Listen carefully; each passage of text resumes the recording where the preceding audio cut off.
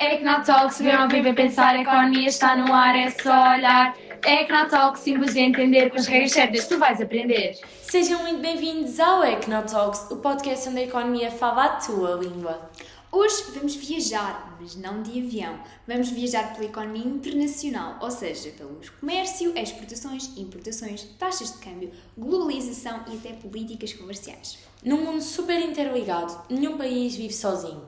Portugal importa energia, tecnologia, matérias-primas, exporta têxteis, calçado, turismo e até serviços digitais. E todas estas transações formam as relações económicas com o resto do mundo, o tema da unidade 10.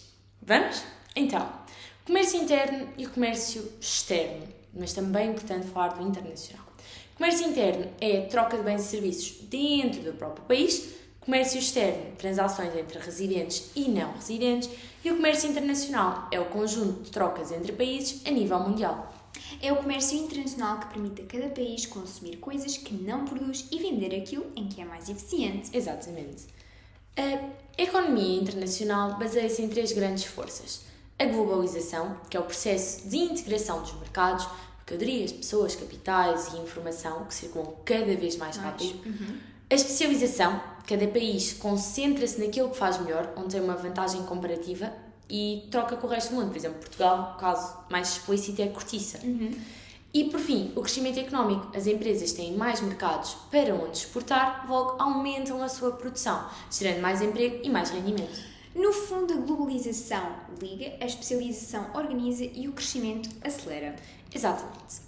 Falando agora das balanças de pagamento. Sim, um grande Que é nome. isso? É uma parte que muita gente nos diz que tem dificuldades e nós próprios quando estávamos a estudar, não é difícil de todo, mas tem de se perceber. E requer atenção. Exatamente. Então vamos lá. As transações ocorridas entre residentes e não residentes organizam-se em balanças. Cada transação pode ser um crédito, que é a entrada de dinheiro no país, por exemplo, as exportações, ou um débito, que é a saída de dinheiro do país, por exemplo, as importações. Desequilíbrios entre débitos e créditos são considerados erros e omissões. E o saldo calcula-se assim. O saldo da balança é igual aos créditos menos os débitos. Se for superior a zero, estamos perante um superávit. Se for inferior a zero, estamos perante um déficit. Se for igual a zero, é um equilíbrio. Refiram sempre se é um superávit ou se é um déficit, porque se não fizerem, são descontados. E isto nós acabamos de referir é para qualquer balança, porque nós a seguir vamos especificar cada uma delas. Exato. Então, vamos lá abordar a balança de pagamento, ou seja, a balança mãe. A balança mãe divide-se na balança corrente, que vai ter outras subdivisões, na balança financeira e na balança capital. Exato.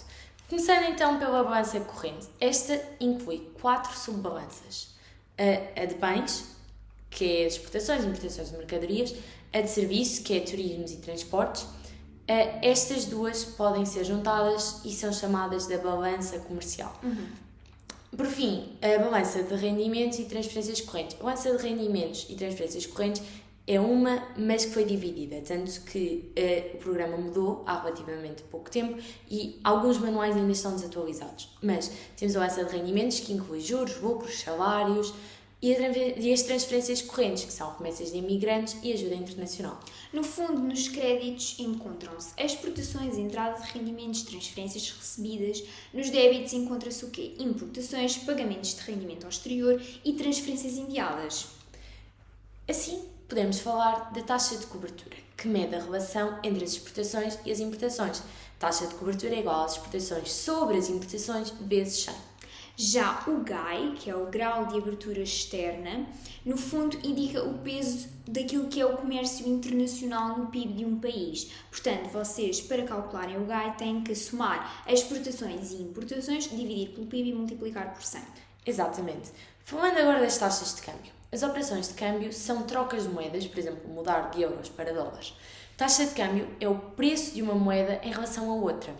Se 1 euro equivale a 1,10 dólares, o euro valorizou face ao dólar. No entanto, se 1 euro equivale a 0,90 dólares, o euro desvalorizou. Exatamente. Quando existe esta valorização, as exportações acabam por ficar mais caras e quando existe a desvalorização da moeda, as exportações ficam mais competitivas. No fundo, podemos também falar daquilo que é a depreciação do valor da moeda, que é quando a moeda perde valor aquisitivo devido à subida dos preços.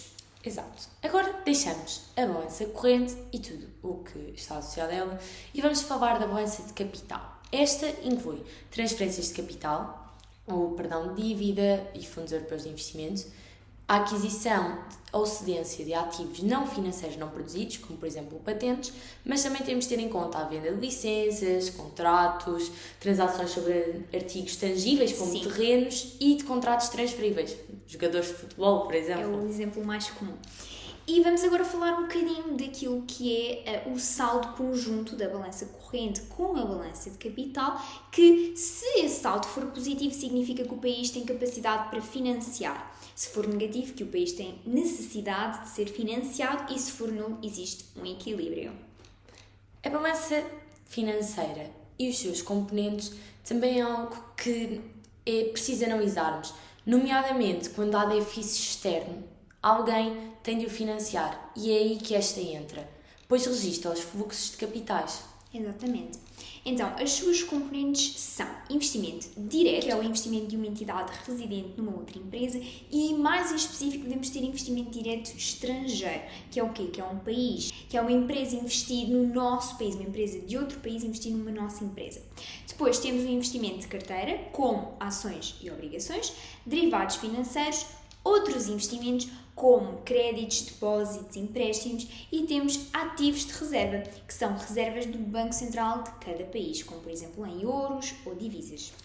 O saldo da balança financeira é igual ao saldo conjunto da balança corrente e de capital mais os erros e omissões. E agora vamos falar de uma parte interessante, as políticas comerciais. Temos o livre-cambismo e o protecionismo. No fundo, são dois modelos extremos e totalmente diferentes.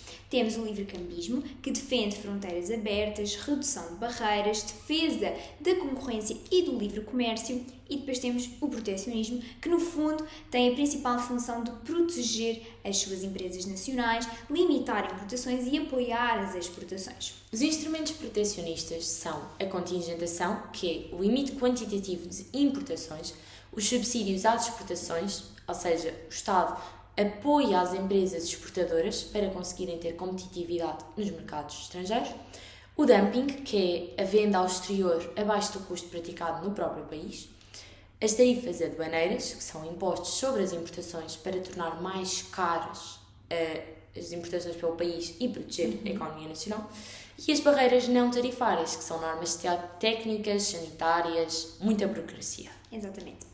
Hoje percebemos como Portugal e o mundo estão ligados por exportações e importações, capitais, bens e serviços.